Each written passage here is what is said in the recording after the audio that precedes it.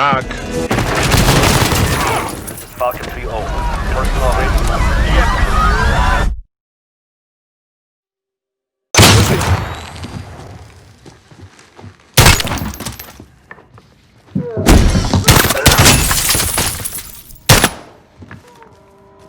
Bedroom clear. Or is it? You never seem to know when somebody's camping in a corner in Modern Warfare. Yes, the new Modern Warfare game has continued everything from the old game, and that includes people whacking out campfire sausages and sitting there for hours on end, hanging round corners to shoot you in the arse cheeks. Nothing's changed there. This is COD of old, that's for sure. But I'm not going to get into that. It's just a little light-hearted intro to the game itself. No, this is an in-depth look at the multiplayer across all console formats. Let's get started. Let's look at those frame rates. Starting first off with the Xbox One S, because that's the lowest. I'm going to work my way up the food chain. Then the Xbox One S is certainly the worst of the lot. That's not really a surprise, but what may be a surprise is actually how good it really performs overall. In fact, it's better than Battlefield in my opinion on the same console, so that's already a benefit in kind, but there are some caveats to that. One of them is the resolution, coming in at 800 by 900 and it's best at 1600 by 900. It's dynamically scaling across the horizontal axis. It may also be using some form of reconstruction, I'm pretty much sure it is, and it most likely may only be sitting at 800 by 600 at all times and using that reconstruction to get across the width, but the counts come in varying between those two, so it's likely dynamic or a complete reconstruction element that is successful and not so successful depending on how you play the game. Now nothing's new here. I've covered way back, I think World War II was the first game that used this kind of technique. It may be earlier than that, I can't remember exactly off the top of my head, but back on that game I do remember that it had half width resolution scaling and it's been using that ever since, so there's nothing new in this title. The single player used it, the multiplayer uses it, it's a good use of that resource, and therefore in action all the time you don't really notice the fact that it's slightly lower than a standard 1600 by 900. It looks very soft anyway on pretty much all machines due to that TAA, but performance, as you can see, is pretty uneven. VSync is allowed to tear at the top section around 300 pixels at the top of the screen, so that often tears. In fact, it tears pretty much all the time, both in single player and multiplayer, and therefore along with that you get the dips into the next refresh rate if it breaks that cycle. So if it gets over probably around 4 or 5 milliseconds, then they just chop it off and let it run to the next VSync level. This obviously gives you tearing and dips, which is inconsistent when you're playing, therefore the Xbox One S feels the most inconsistent whilst playing the game. It still feels good and it still feels smooth. The smaller maps, the more personal, you know, team deathmatch or search and destroy or cyber attack as it's called now in some of these games, I think search and destroys are still in there, they all feel like typical COD. The PBR shading and the lighting really is the big standout in this title. They've really ramped that up, and in the multiplayer elements there's a few extra pieces in terms of obviously the vehicles and the helicopters and some of the bigger maps like Ground War, but that came in Black Ops 4. But all those elements add to the game, and therefore you get basically two contrasting games. You get standard Modern Warfare of old and then go to Ground War and it's effectively Battlefield. It's not even trying to hide the fact that it's Battlefield. In fact, one of the levels is pretty much a rip-off of Battlefield and you play it the same way. Try to get to the tower, land your helicopter on top and snipe it out. That's literally how the maps play out, but obviously that's not specifically to blame of the team, that's just how people end up playing the game. So the Xbox One S is the worst performing of the lot, but one consistency is that input times, which I'll cover a little later in the video, which is good across the entire board, but bear in mind I'm talking about perfect input times based on the game itself and then taking your screen to add on top of that. So I'm removing the screen from the element and then giving you the engine output, the best possible you could get on this particular machine, which at 60 FPS is quite the ask in terms of some of these consoles as we go through. So do remember that when you're adding another 16 milliseconds onto that frame time, that's going to bump up that input time a little more. So that's why tearing is added in, not only to improve performance but also to keep that input time as close as possible. Ready for deployment.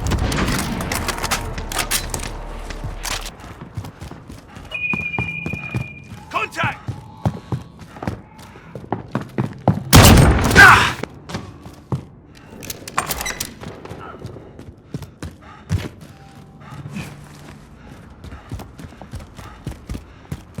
Enemy near Main Street.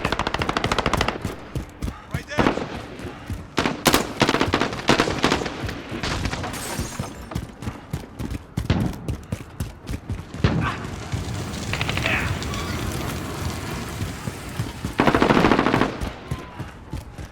Friendly UAV online.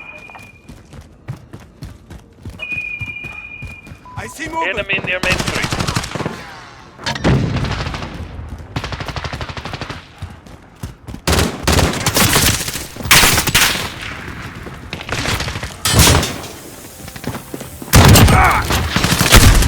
Enemy personal radar online. 30 seconds. Almost. So moving into the PS4, we see an improvement on the frame rate. You also saw that Piccadilly is one of the worst maps on the Xbox One S, and in fact it's one of the most demanding maps across the game, likely because it's using lots of geometry and there's loads of screen space reflections on the title on the floor. Some maps, one of the bigger ground war maps, turns screen space reflections off. Most of the maps tend to use them, and that's what impacts the performance more than others. The PS4 runs it much better, coming into the average of 50s in some of those high areas, so it doesn't dip as low as the 40s that the Xbox One S drops to, but it certainly performs better in that area. And then moving into the bigger titles and ground war, it performs much better overall, holding consistently into that top 55-60 FPS in some of the heavier sections. It can drop. The helicopter views of the entire map is probably the most stressful, which is why I've used it across all my tests here. You can see that it dips down into the low 40s again, around 46, so a good level of percentage above the Xbox One S, but I'll come to the overall statistics and where they sit in performance and percentages at the end of the video with a nice little graph that I'm going to start adding to my analysis videos like this, because it makes it a lot easier. Overall, PS4 is a much better performing title, and it also is a slightly sharper looking title, as it comes in at 960 by 1080, and that means it scales up to 1920 by 1080. So it again uses a horizontal scaling solution. It might be reconstruction, pretty much sure it is reconstruction, might be dynamic as well on top of that. Either or, that's what you get. It results in a soft looking title across the board. PS4 is slightly sharper than the Xbox One S, and the Xbox One X is the sharpest of the lot due to the fact it's got higher native pixels, but that TAA reconstruction element does give you a soft but stable image with not a lot of shimmer and issues across the board. And it's a very hard game to count because they literally AA everything in this game at all times. It's very consistent, and they use the previous frames data at all times, so it's an impressive solution in AA. But the downside is it is a little soft. Even on a 1080p screen, it's obvious the PS4 is not 1080, but again, it's very, very soft, but it's a good solution and it works well. And the most important thing is it keeps performance as high as possible and gives you an image quality that's probably slightly better than what you would expect of a standard resolution.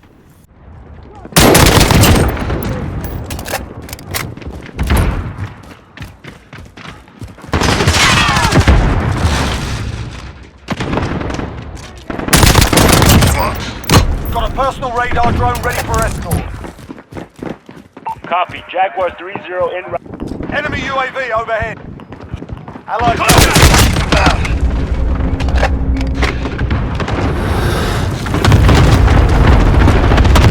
taking the HQ.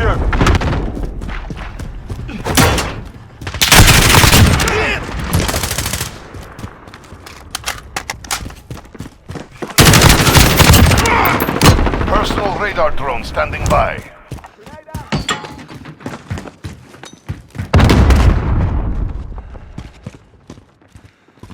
I see movement.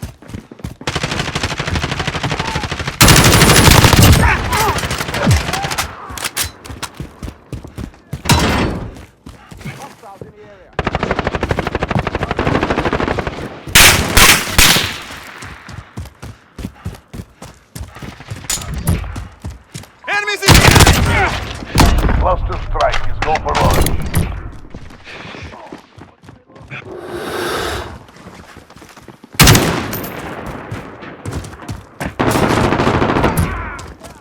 Reloading. I got movement.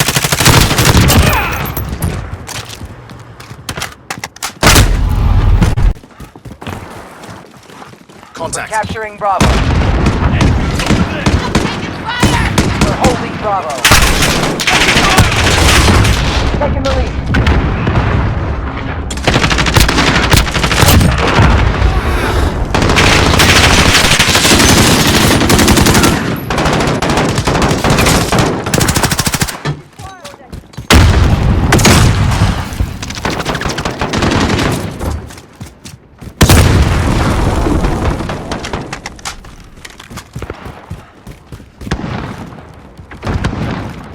Contact!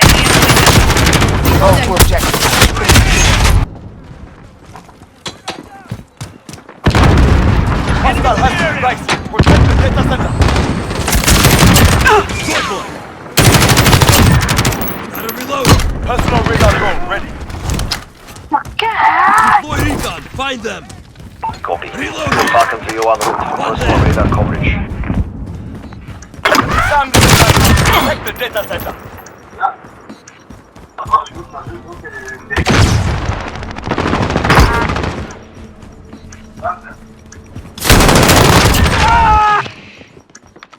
Cluster strike ready.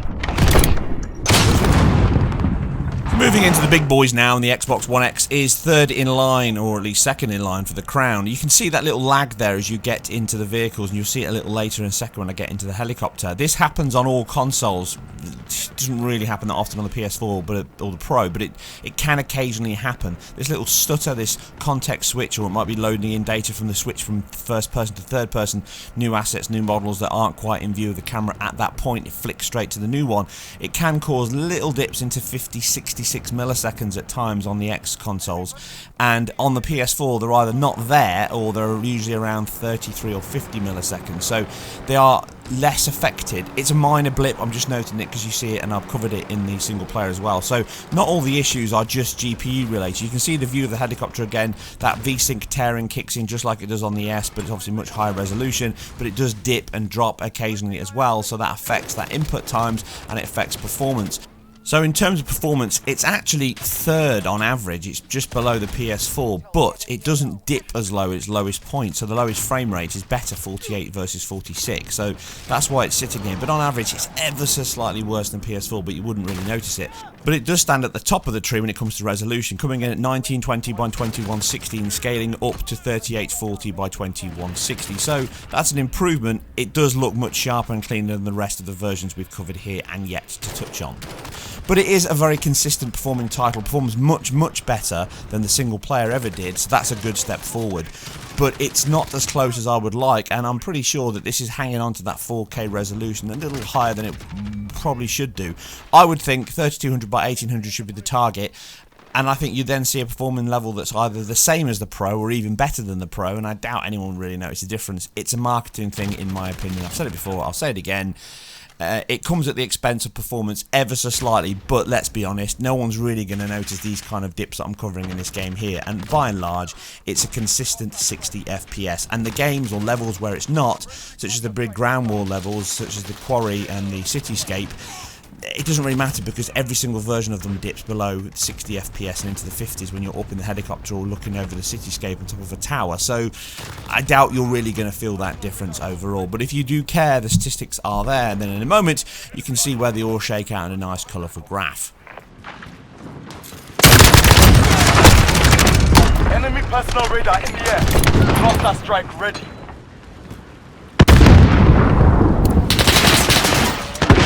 Builder. Personal radar drone ready. Request recon flyover. Falcon 3 on radar coverage. Enemy at the bridge.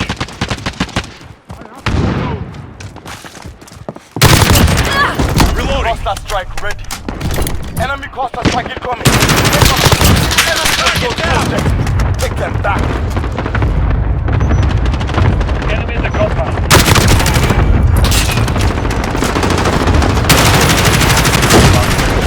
Personal radar. Enemy personal radar in the air. Taking fire!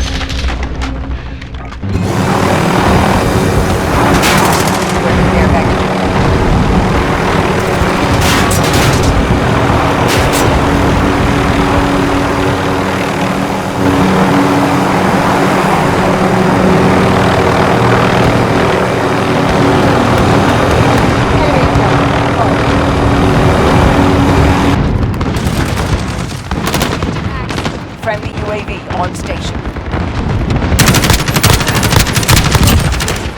We're on Echo. So, backing up the results from my single player analysis, the PS4 Pro comes out top of the tree in terms of performance in multiplayer.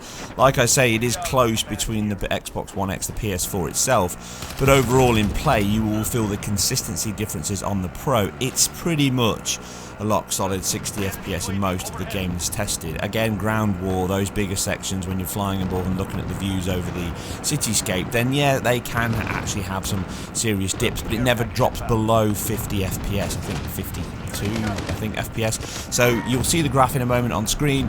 That is how they all shake out. The percentage at the end is based on the low, not the average percentage, because that's the worst point. The lower it dips, the worse it will feel in play.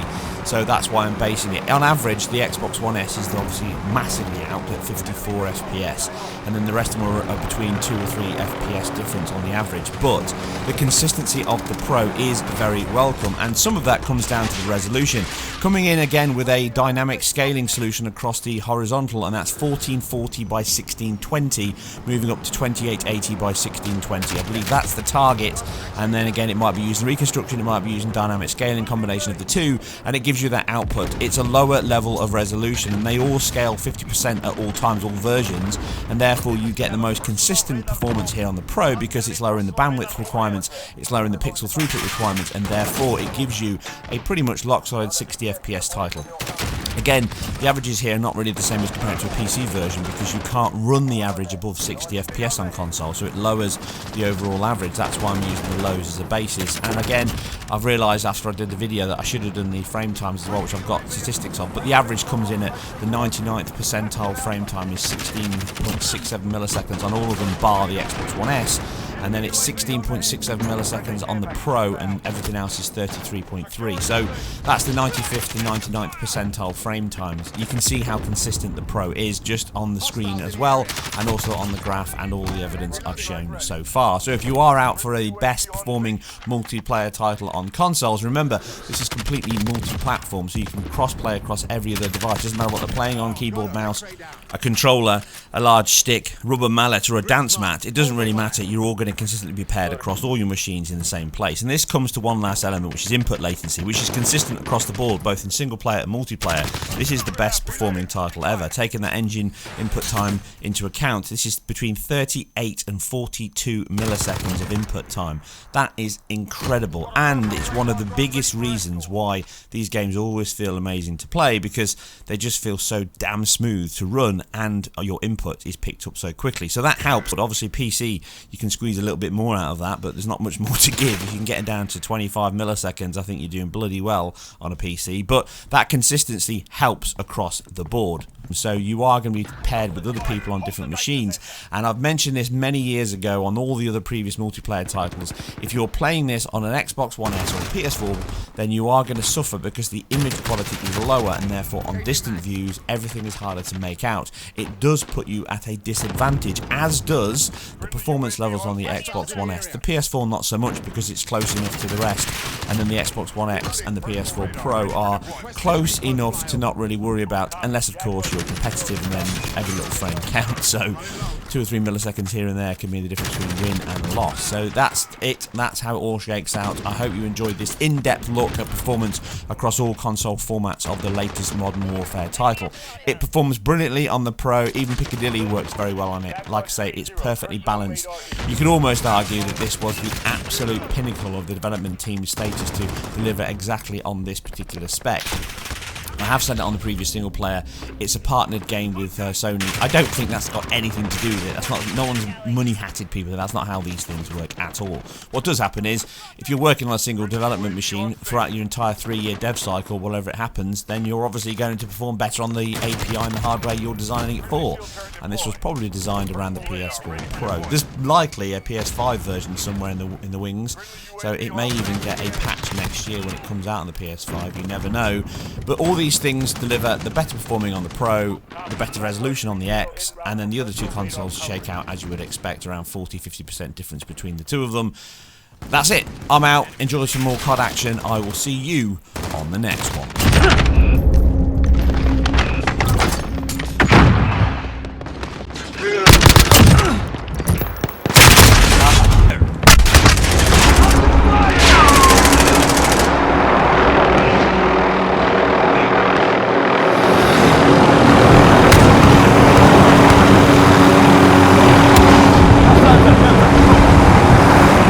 Personal radar in the air.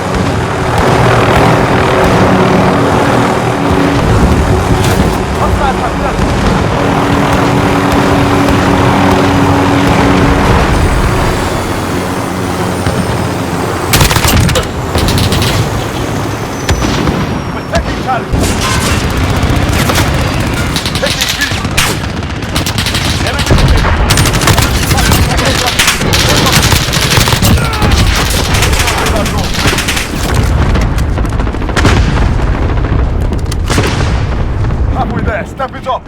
Capture Delta. I'm Take reloading. Alpha. Alpha. Isn't over yet.